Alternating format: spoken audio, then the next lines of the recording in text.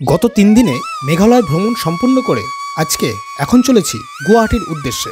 কারণ গুয়াহাটি থেকেই আজকে আমার ট্রেন রয়েছে। যেহেতু সকাল সকালই শিলং থেকে বেরিয়েছিলাম, তাই গুয়াহাটি পৌঁছে হাতে বেশ কিছুটা সময় অবশিষ্ট ছিল। তাই ঠিক করলাম বাড়তি সময়টা মা কামাখ্যা মন্দির দর্শন করে আসি।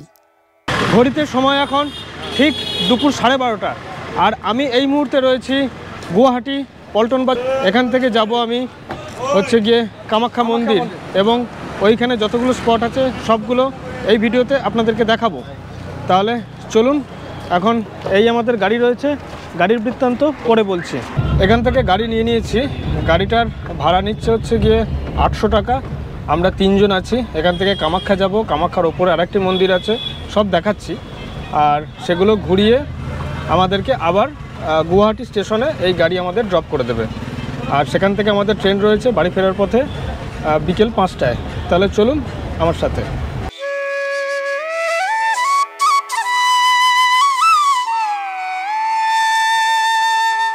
আচ্ছা, এএসটিসি পল্টন বাজার থেকে আপনার কামাখ্যা মন্দিরের ডিস্টেন্স হচ্ছে 15 কিলোমিটার।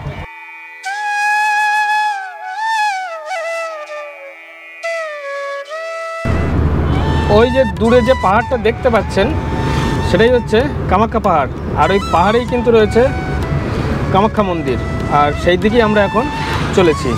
চলুন তাহলে আস্তে আস্তে আমাদের গাড়ি কিন্তু ওই পাহাড়ের ওপরেই উঠবে।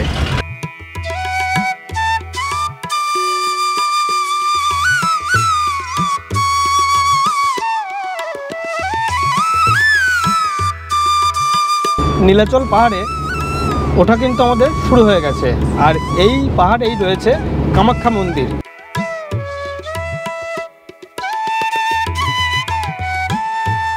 মন্দিরের কাছাকাছি আসতেই রাস্তার দুপাশে প্রচুর পূজা সামগ্রীর দোকান চোখে পড়ল। তো কামাখ্যা মন্দিরটা আমরা একটু পরে দেখব, তার আগে আমরা একদম পাহাড়ের টপে যাব অন্য একটি মন্দির দেখাতে। তাহলে চলুন দেখাচ্ছি, সঙ্গে থাকুন। কামাখ্যা মন্দিরটা দেখাবো, অবশ্যই দেখাবো একটু পরে।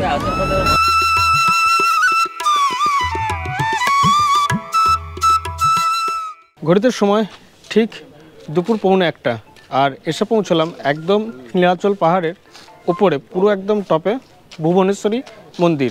আর এই হচ্ছে মন্দিরের গেট। চলুন ভেতরে যাব তাহলে। ভুবনেশ্বরী টেম্পল।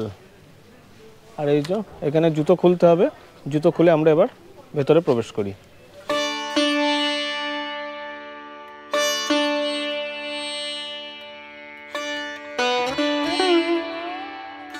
গুয়াহাটির এই পবিত্র মন্দিরটি দেবী ভুবনেশ্বরীকে উৎসর্গ করে নির্মিত হয়েছে। এই মন্দিরটি নীলাচল পাহাড়ের চূড়ায় অবস্থিত, শহরের বিখ্যাত কামাখ্যা মন্দির থেকে একটু উঁচুতে। মন্দিরের চারপাশ খুব মনোরম আবহাওয়ার জন্য দেশের বিভিন্ন স্থান থেকে বিপুল সংখ্যক পর্যটক এখানে আসেন। এই হচ্ছে মা ভুবনেশ্বরী মন্দিরের মেন গেট। ভেতরে কিন্তু কোনো রকম ক্যামেরা অ্যালাউ নেই। তো যেহেতু কোনো রকম ক্যামেরা অ্যালাউ নেই, ফলে আমি এখন ক্যামেরা এখানেই অফ করে ভেতরে যাচ্ছি। পাহাড়ের চূড়া থেকে গুয়াহাটি শহরটিকে খুব সুন্দরভাবে দেখা যায়। হিন্দু পুরাণ অনুসারে দেবী ভুবনেশ্বরীকে মহাবিশ্বের নারী শাসক হিসাবে বিবেচনা করা হয়। প্রাকৃতিক সৌন্দর্য মিশ্রিত স্থানটির আধ্যাত্মিক পরিবেশ এটিকে গুয়াহাটির একটি অন্যতম গুরুত্বপূর্ণ আকর্ষণ করে তোলে।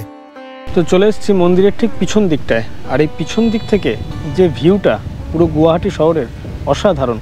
আর তারই মধ্যেখান দিয়ে চলে যাচ্ছে ব্রহ্মপুত্র নদ, বুঝছেন?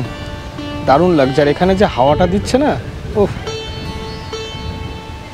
একটা আলাদাই প্রশান্তি কাজ করছে এখানকার যে অ্যাম্বিয়েন্সটা। নীলাচল পাহাড়ের একদম টপে রয়েছে আমরা, আর এই হচ্ছে মন্দিরের পিছন দিকটা। দেখুন ব্রহ্মপুত্র এখানে কতটা চওড়া, দেখুন সাংঘাতিক চওড়া। মা ভুবনেশ্বরী মন্দির দেখে আমরা আবার চাপছি গাড়িতে, আর এখন আমরা যাব হচ্ছে গিয়ে কামাখ্যা মন্দিরে।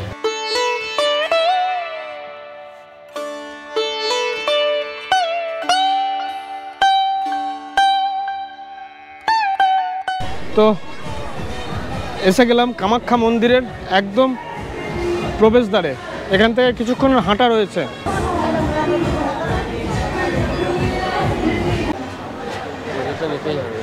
চলো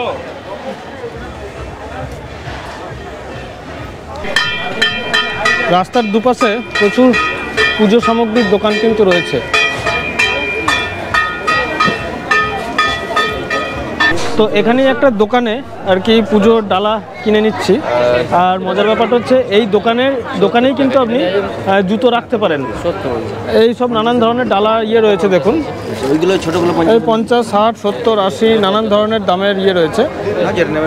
এই দেখুন, যেমন আমাদের একটি ডালা তৈরি করা হচ্ছে, সাজানো হচ্ছে। এটা থেকে এটাই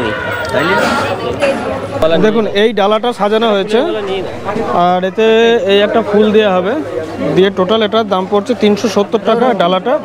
আর ফুল হচ্ছে কত, 20 টাকা? আচ্ছা, 20 টাকা দিয়ে মোট 390 টাকা এই ডালাটা হলো আর কি।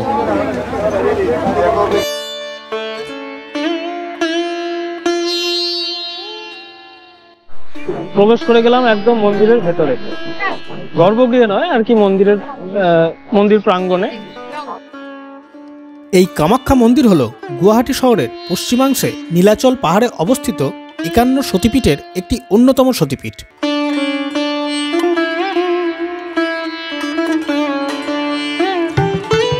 কালিকা পুরাণ অনুযায়ী শিব যখন সতীকে নিয়ে কৈলাসে যাচ্ছিলেন, তখন তার পিতা দক্ষ তাকে এবং তার স্ত্রীকে অপমান করেছিলেন।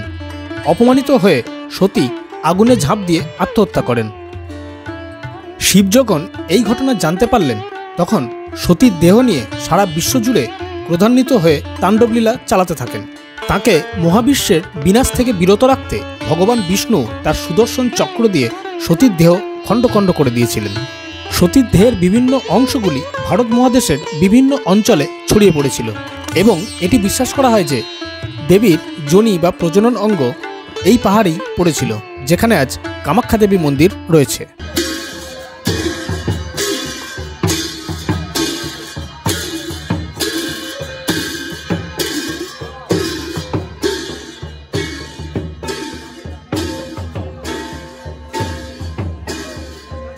হিন্দুদের বিশেষত তন্ত্র সাধকদের কাছে এই মন্দির অন্যতম প্রাচীন এবং পবিত্র একটি তীর্থক্ষেত্র। মন্দিরে মোট 4টি কক্ষ রয়েছে, একটি গর্ভগৃহ এবং 3টি মণ্ডপ, যেগুলি স্থানীয় নাম চলন্ত, পঞ্চরত্ন এবং নাট্য মন্দির। গর্ভগৃহটি পঞ্চরথ স্থাপত্যশৈলীতে নির্মিত। মন্দিরের বাইরে গণেশ ও অন্যান্য হিন্দু দেবদেবীর মূর্তি খোদিত রয়েছে।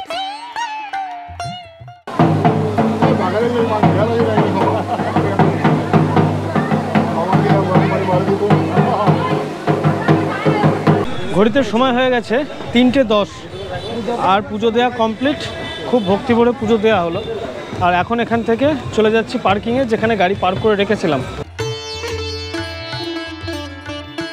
এইখান থেকে আরও একটি স্পট রয়েছে, যেটা হচ্ছে যে উমানন্দ আইল্যান্ড, কিন্তু আনফর্চুনেটলি আর টাইমে হচ্ছে না। তার কারণ হচ্ছে যে ধরুন এখন প্রায় 3:30 বাজতে চললো, আর আমাদের কিন্তু 5টায় ট্রেন রয়েছে। তো সেখানে গেলে আর কিন্তু কিছু করার নেই। তো আপনারা যদি আসেন এখান থেকে, ওটা অবশ্যই দেখে নিতে পারেন। ওই ব্রহ্মপুত্র নদের মধ্যেখানে একটি দ্বীপ রয়েছে। আমি যখন দেখালাম ওপর থেকে, তখন উমানন্দ ব্রিজটা উমানন্দ দ্বীপটা কিন্তু আপনাদের দেখিয়েছি। তো সেখানে যেতেই পারেন। তো চলুন, এখন আমরা গাড়ির কাছে চলে এসেছি। এখান থেকে আমরা যাব হচ্ছে গিয়ে গুয়াহাটি স্টেশনে। আমরা এগিয়ে চললাম গুয়াহাটি স্টেশনের উদ্দেশ্যে। তবে আপনারা চাইলে কামাখ্যা স্টেশন থেকেও ট্রেন ধরতে পারেন। আর এইভাবেই মা কামাখ্যা মন্দির দর্শন করে শেষ করলাম আমার মেঘালয় ভ্রমণের গল্প। আজকের এই ভিডিওটি ভালো লাগলে অবশ্যই একটা লাইক করবেন, আর আপনার গুরুত্বপূর্ণ মতামত কমেন্ট বক্সে অবশ্যই আমাকে জানাবেন। আমার এই প্রচেষ্টা ভালো লাগলে চ্যানেলটি সাবস্ক্রাইব করে পাশে থাকবেন। খুব তাড়াতাড়ি ফিরছি নতুন কোনো গল্প নিয়ে। ততক্ষণ সঙ্গে থাকুন, সুস্থ থাকুন, আর দেখতে থাকুন ট্রাভেল উইথ সৌরাজ। ধন্যবাদ।